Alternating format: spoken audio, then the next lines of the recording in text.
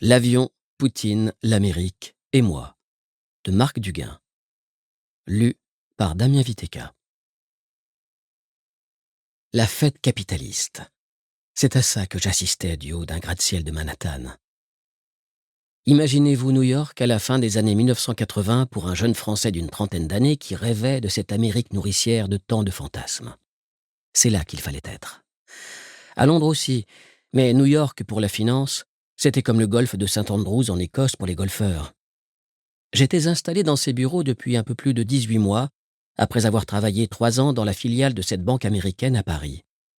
Ils m'avaient engagé là-bas comme scout, un peu dans le genre de ces pisteurs qui servaient autrefois l'armée américaine en territoire amérindien.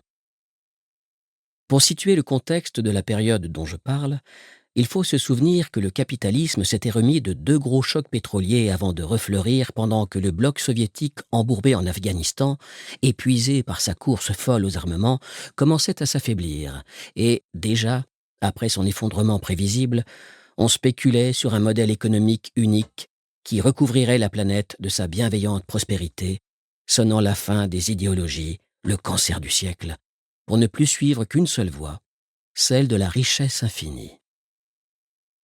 Reagan jouait son texte de président de l'orthodoxie libérale, et Thatcher, sa vassale britannique, pourfendait les mineurs qui osaient vouloir vivre de leur travail et lui survivre, pendant que Mitterrand donnait aux socialistes le goût de l'argent, du vrai argent, lui qui avait financé une bonne partie de sa campagne électorale avec des faux billets.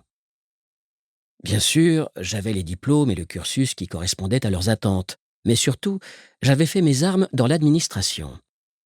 Ils s'imaginaient que je connaissais les codes qu'ils peinaient à déchiffrer parce que le modèle français était unique au monde. Les castes, les grands corps, ils parvenaient à peu près à s'imaginer leur fonctionnement en réseau, la franc-maçonnerie un peu moins. Mais ce qui les intriguait surtout, c'était cette façon qu'on avait d'aimer l'argent tout en faisant semblant de s'en désintéresser. Attitude qui conduisait à un système économique hybride inspiré par une protection sociale qu'ils trouvaient inutile. Les Américains se méfiaient de nous, parce que depuis les premiers jours de la résistance contre l'occupant nazi, nous avions balancé entre le communisme et le gaullisme.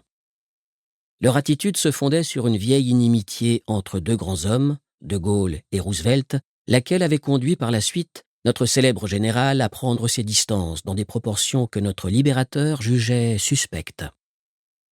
Les Américains nous considéraient comme des crypto-communistes, sidérés de voir que l'État se chargeait à ce point de répartir les richesses, alors que de leur point de vue, chacun ne devait compter que sur son mérite, sa brutalité à éliminer ses concurrents, à charge pour lui ensuite de participer à des œuvres de charité, de procéder à des donations afin de bien affirmer sa supériorité, sa condescendance, en l'échangeant contre une forte reconnaissance sociale.